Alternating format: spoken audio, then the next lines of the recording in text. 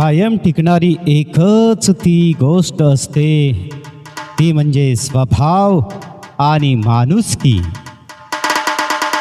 राग आणि मतभेद पावसाच्या ढगासारखे असावेत, एकदाच बरसून पूर्ण मोकळे व्हावेत. भूतकाळ बदलता येत नाही, पण भविष्य अजूनही तुमच्याच हातामध्ये आहे. नेहमी सावध राहिलं पाहिजे, कारण आपल्या पाठीवर वार करणारे हे आपल्या जवळचेच असतात.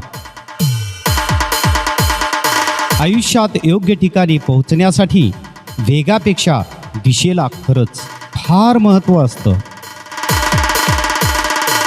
लुबाडून खाणारा 4 दिवस सुखी असतो आणि कष्ट करणारा कायमस्वरूपी सुखी आणि आनंदी असतो.